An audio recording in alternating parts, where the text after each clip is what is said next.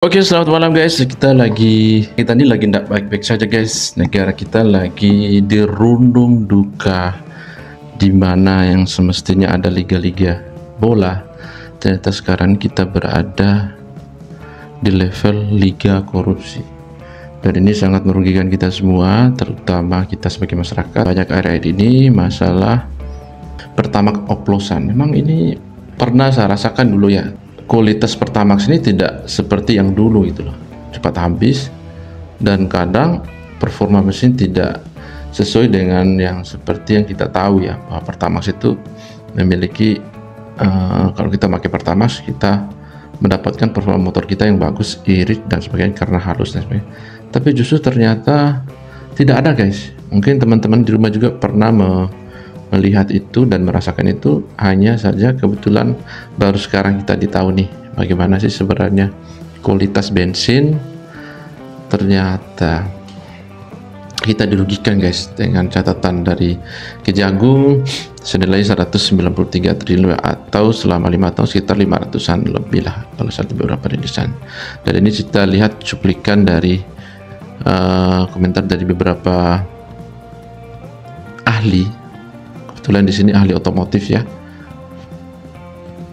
Fitra Eri, yang coba menjelaskan kenapa dari Kejagung menyatakan ada oplosan, sementara dari DPR menyatakan fine-fine aja, tidak ada yang seperti diberitakan. Nah ini juga menjadi heran juga buat kita nih, sebenarnya yang benar itu yang mana. Tapi dari Kejagung dia sudah menetapkan hampir 9 tersangka kalau nggak salah, dan berikut beberapa, dan ini terus bertambah ya, mungkin teman-teman kayak 20 atau berapa, dan ini terus bertambah seiring dengan prosesnya kasus, seiring dengan ungkapnya beberapa kasus, dan semua bersuara, kita pun berhak bersuara. Jadi hal semacam ini tidak boleh kita biarkan seperti di negara kita. Dan bagus Pak Prabowo, memang ini kelihatannya tidak bagus ya, jadi kelihatan semua orang-orang yang korupsi, tapi sebenarnya mungkin ini sesuatu gambaran yang bagus bahwa Pak Prabowo serius dalam memberantas korupsi, dan semoga ini menjadi mimpi baik buat kita, harapan baru buat kita, para pemimpin kita Pak Prabowo. Oke, tanpa berlama-lama lagi guys, kita langsung saksikan videonya. Ya pemirsa, ini di terkait TV dengan One ya. kasus dugaan korupsi ini pasti juga akan berdampak kepada kendaraan Anda, karena ini menyasar terkait dengan BBM, begitu ya. Pak Fitra, kalau kita melihat bahwa jika memang benar ini yang digunakan tidak sesuai dengan apa yang kita beli, misalnya Pertamax saja dipermainkan Kejaksaan turun tangan, Pertamax, tetapi yang dimasukkan ke dalam Pertalite, maupun jika ini adanya oplosan, apa yang akan terjadi dengan kendaraan kita? Oke, ini jika benar ya, karena kan itu nanti peradilan yang akan memutuskan. Jika benar bahwa bensin yang kita beli di bawah kualifikasi minimal yang dipersyaratkan oleh mobil kita, maka pasti akan ada hal buruk yang terjadi. Mobil itu macam-macam. Kalau mobil teknologi modern, dia sudah dilengkapi dengan knocking sensor yang dia bisa memperlambat waktu pengapian kalau mendeteksi bensinnya itu oktannya lebih rendah, untuk menghindari gejala detonasi awal alias knocking, kritik-kritik yang sering kita dengar. Kalau di mobil baru dengan knock sensor yang masih bisa mengatasi kekurangan oktan itu, yang akan terjadi adalah tenaga berkurang, konsumsi bahan bakar bertambah. Nah, tapi kita harus ingat, dalam bahan bakar itu oktan itu hanya salah satu properties. Ada properties yang lain, ada densitas, ada viskositas, ada nilai kalornya berapa, ada aditifnya, ada deterjennya di situ. Nah, kalau misalnya ternyata yang masuk ke mesin kita tidak sesuai dengan persyaratan minimal dari mobil, itu bisa terjadi kerusakan dalam jangka pendek maupun jangka panjang. Misalnya filter bensin menjadi semakin kotor. Kalau misalnya mobil janjikan bensinnya Euro 4, ternyata yang masuk bukan Euro 4, itu catalytic converter kita bisa tersumbat. Dan yang paling bahaya adalah kalau kita memasukkan bensin yang di bawah standar oktan minimal. Benar juga sih, ini akan berakibat buruk pada kendaraan kita ketika ada hal-hal yang memang penyuplai oktan maupun konsumsi bahan bakarnya tidak sesuai dengan standar yang ditetapkan oleh mobil sekarang. Karena mobil sekarang contoh kayak yang SUV itu, dia itu harus memakai Pertamax. Karena ini mobil sport. Nah, kalau tidak dipakai Pertamax, biasanya dari dealer atau pabrikan itu tidak memberikan garansi kalau terjadi kerusakan mesin dan sebagainya. Diperhatikan oleh mobil itu, dan mobil itu tidak memiliki knocking sensor. Misalnya mobil yang keluaran tua gitu ya, bisa terjadi ngelitik. Ngelitik itu detonasi awal. Piston masih bergerak ke atas, yang semestinya bensin itu belum meledak, dia sudah meledak duluan karena oktannya terlalu rendah. Itu bisa menimbulkan kerusakan mesin baik secara perlahan maupun secara langsung, dan kadang-kadang biaya perbaikannya itu tidak murah. Oke, ini jadi kerugian juga ya untuk masyarakat ya, selain kerugian negara yang sempat tadi sudah kita sebutkan. Saya mau tanya ke Pak Hendra.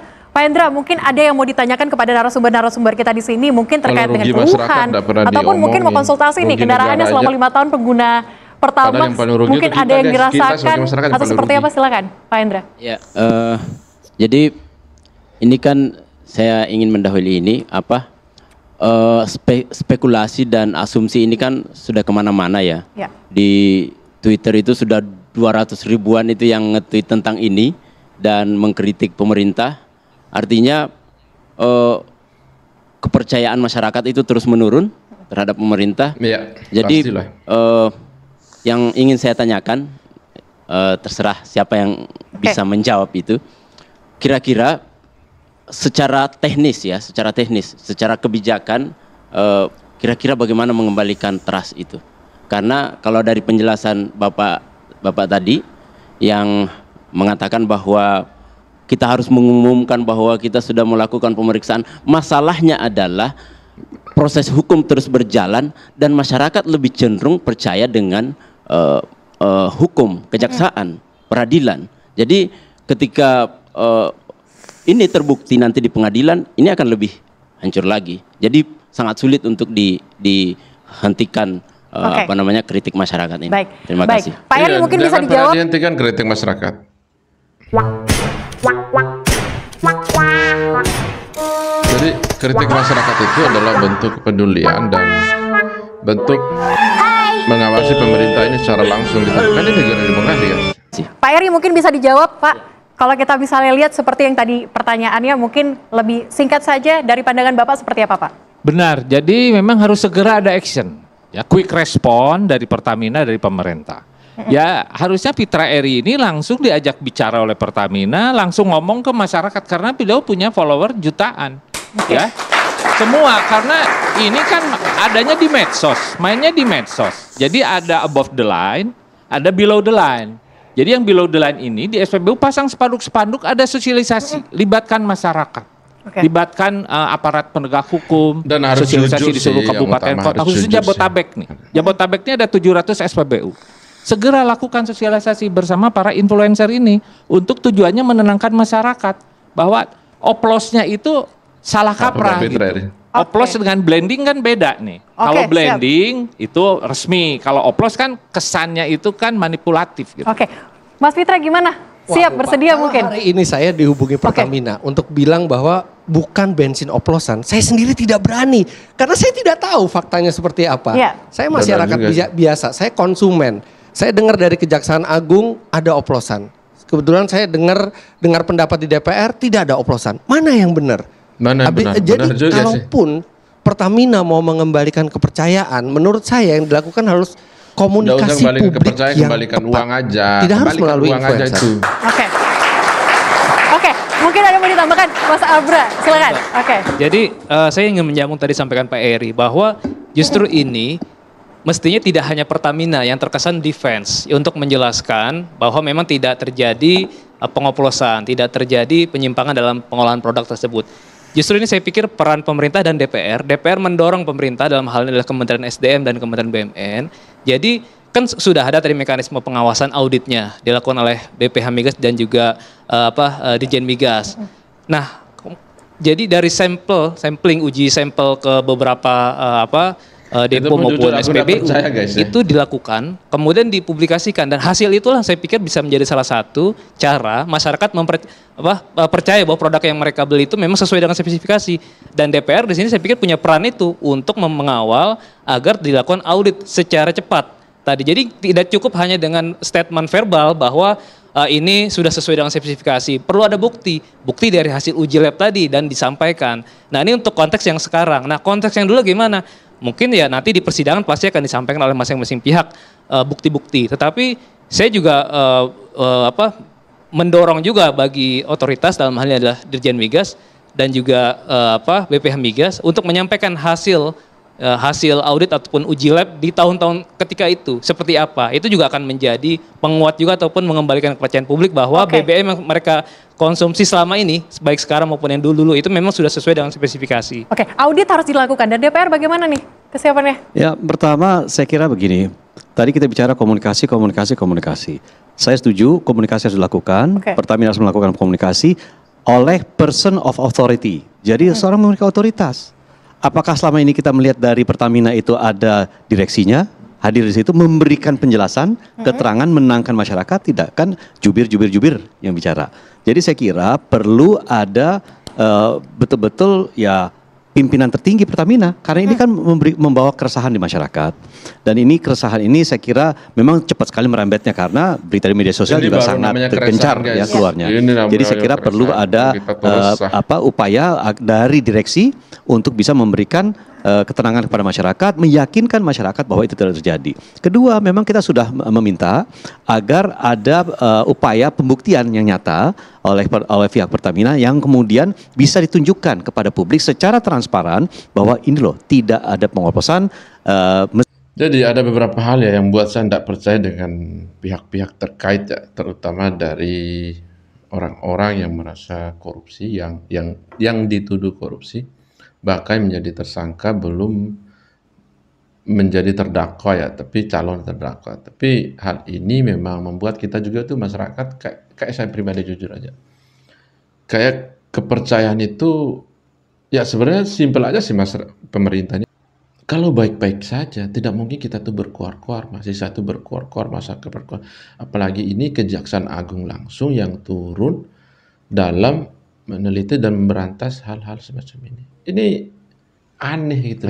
Dan ini aman dan seterusnya Pertamina akan tetap menjaga agar tidak terulang lagi, dan akan memberikan misalkan jaminan penggantian jika memang ada permasalahan ibu bapak terkait masalah bensin BBM yang kemudian dibeli tidak sesuai dengan spesifikasinya. Saya kira hal-hal itu perlu dilakukan ya, juga perlu dibuat misalkan saja seperti ini pertemuan terbuka antara misalkan direksi Pertamina dengan publik secara umum ya. Saya kira itu bukan hal yang sesuatu yang sulit dilakukan, tetapi inilah yang kemudian membuka pembicaraan, diskursus yang sehat antara direksi dengan publik supaya tidak terkesan bahwa ada yang perlu dihindari atau ditutup-tutupi. Oke. Kami juga dari tim IBF sudah mencoba untuk menghubungi Pertamina, kemudian juga Kementerian BUMN, pun juga dengan Kejaksaan terkait dengan kasus ini, namun tidak bersedia untuk hadir nih.